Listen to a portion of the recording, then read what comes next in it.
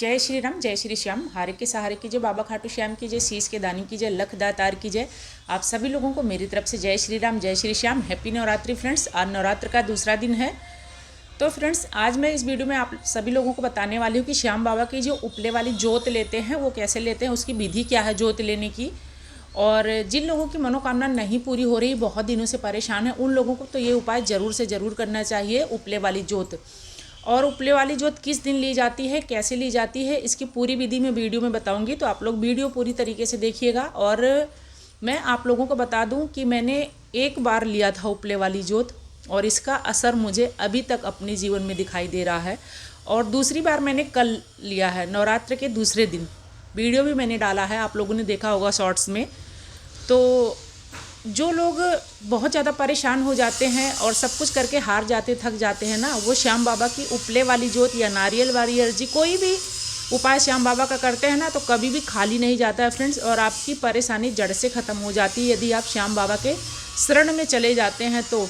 लेकिन वीडियो में मैं आपको उपले वाली जोत लेने से पहले एक चीज़ बताना चाहती हूँ कि आप लोग थोड़ा सा पेशेंस रखा करो। पेशेंस नहीं रखते हो, आप लोग उपाय करते हो। मान लो मैंने आपको बता दिया कि आपको 21 दिन बाबा श्याम की जोत लगानी है, 27 दिन बाबा श्याम की जोत लगानी है, तो आप लोग एक बार उपाय करते हो ना, उसके बाद कमेंट करने लगते हो कि दीदी मैंने 21 दिन का उपाय कर लिया, मैंने 27 दिन का उपाय कर लिया, मेरी मनोकामना पूरी नहीं हुई, तो अब मैं क्या करूँ। इतना मत हैरान हो, परेशान हो, थोड़ा सा पेशेंस रखो, बाबा के ऊपर भरोसा रखो। यदि आपने 21 दिन लगा लिया, दोबारा से 21 दिन लगाओ। आपने 27 दिन लगा लिया, दोबारा से 27 दिन लगाओ। और बाबा के ऊपर भरोसा करके छोड़ दो। हर चीज़ में लालच ही अच्छी बात नहीं होती है, थोड़ा सा आप लोगों का भाव भी होना चाहिए फ्रेंड्स। बाबा के प्रति अपना भाव रखो। ये नहीं कि मैं बदले में आपसे ये चाहती हूँ इसीलिए आपकी सेवा पूजा में हूँ। मैं किस तरीके से पूजा करती हूँ शॉर्ट्स में देखिए आप लोग, कितने अच्छे से मैं उनका पूजा विधि टाइम से, मतलब अपनी उपस्थिति करना, हर चीज़ उनके शरण में रहना, सारी चीज़ें भरोसा बनाए रखना। अगर मैं परेशान भी हो जाती हूँ तो आप लोगों ने देखा होगा, रोती भी हूँ, शॉर्ट्स डाला था, और उनसे बोलती हूँ कि बाबा अब मैं इस परेशानी में हूँ, आप मेरी परेशानी दूर करो। तो थोड़ा सा पेशेंस रखो, बाबा के ऊपर भरोसा रखो। वो हारे के सहारे हैं तो आपका भी सहारा ज़रूर से ज़रूर बनेंगे।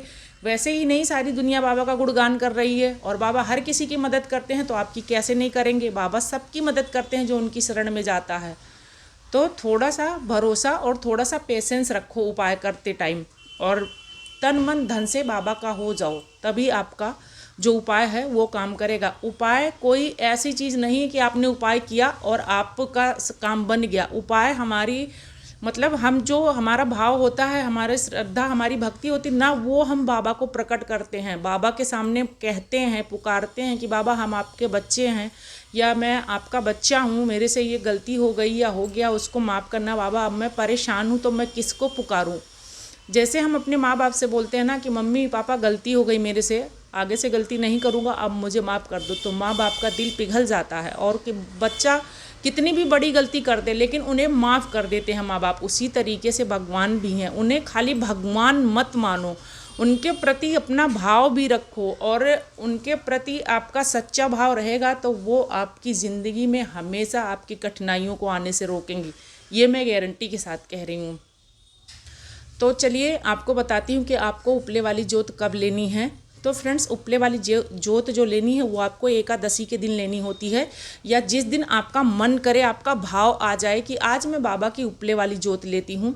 तो यदि आपने व्रत वगैरह किया है तो उस दिन भी ले सकते हैं। ऐसे नहीं कि खाना पीना खा पी के करना है आपको। यदि आप किसी चीज़ का व्रत रख रहे हैं तो उस दिन भी कर सकते हैं। जैसे कि कल मैंने किया, नवरात्रि का व्रत रखा था, तो मेरा मन हुआ तो कल मैंने उपले वाली जोत दोबारा से लिया।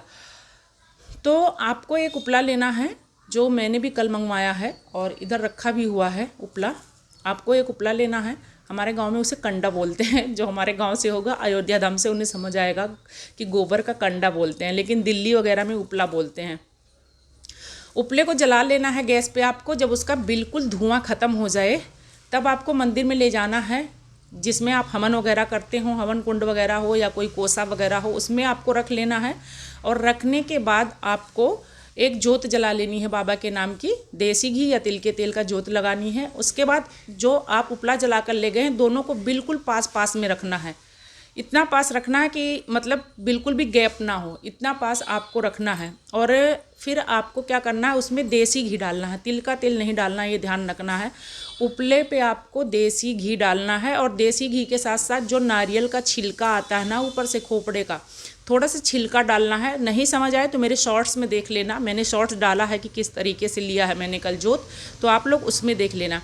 इस तरीके से यदि आप डालेंगे तो 5 से 7 मिनट आप इंतज़ार करिएगा। उसके बाद जोत अपने आप उस जोत में आ जाएगी, उपले वाली जोत में, अपने आप उपले वाली जोत में जोत आ जाएगी। फ्रेंड्स, इस बात का आप लोग ध्यान रखिएगा, अपने आप आ जाएगी, थोड़ा सा आपको पेशेंस रखना पड़ेगा।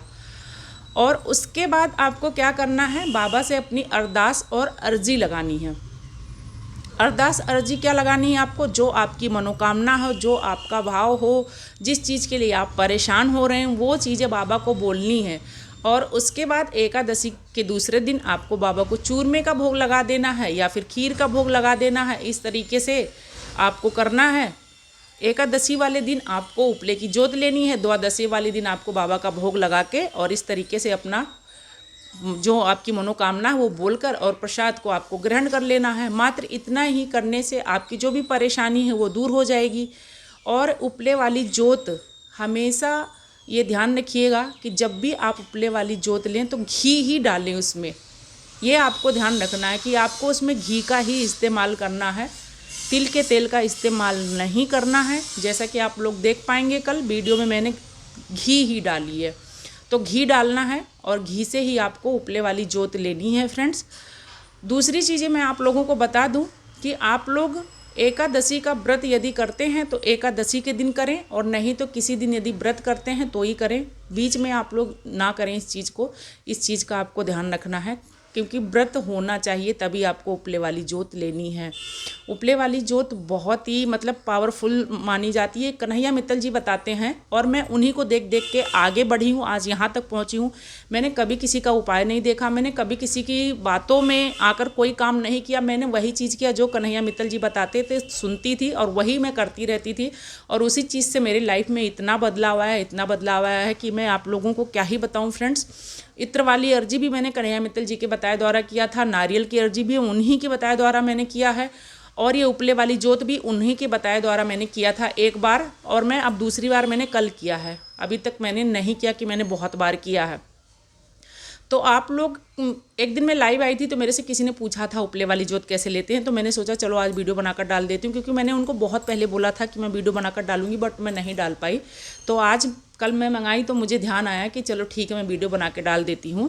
तो इस तरीके से आप लोग उपले वाली जोत ले सकते हैं, आने वाली एकादशी पर भी ले सकते हैं। और अभी नवरात्र चल रहा है तो नवरात्र में यदि आप 9 दिन का व्रत करते हैं तो 9 दिन के अंदर आप किसी भी दिन बाबा श्याम की उपले वाली जोत ले सकते हैं। बाबा श्याम हारे के सहारे हैं, सभी का सहारा बनते हैं, आपका भी सहारा जरूर से ज़रूर बनेंगे। और जो बाबा श्याम के दरबार में रोता हुआ जाता है वो हंसता हुआ आता है, ये भी मैंने देखा है, अपने साथ देखा है, लाखों भक्तों के साथ देखा है। और बाबा का बुलावा आपको आता है तो आप बाबा के दरबार में ज़रूर से ज़रूर जाइए। और बाबा का बुलावा आता है ये आपको कैसे पता चलेगा, यदि आपके मन में बार बार ये भाव आ रहा है कि बाबा के दर्शन करने जाना था बट मेरे पास ये नहीं हो पा रहा, वो नहीं हो पा रहा, बाबा का दर्शन करने का मन हो रहा है, तो समझ लीजिए कि बाबा आपको इशारा दे रहे हैं कि आप मेरे दरबार में आ जाओ और आपकी जो भी समस्या है, जो भी परेशानी, जो भी संकट है वो दूर हो जाएगा। तो आप सभी लोग बाबा के दरबार में जाएं, माथा टेकें, अपनी अर्जी लगाएं और इस चीज़ का कभी इंतजार ना करें कि बाबा मेरी ये मनोकामना पूर्ण कर दो तब मैं आपके दरबार में आऊँगा। आप पहले जाओ उनके दरबार में, यदि आपकी सामर्थ्य है तो माथा टेक कर आओ, उसके बाद दोबारा उनको धन्यवाद बोलने जाओ। देख लो बाबा आपकी ज़िंदगी ना बदलने फ्रेंड्स तो कहना। और मैं आपको एक बात बता दूं,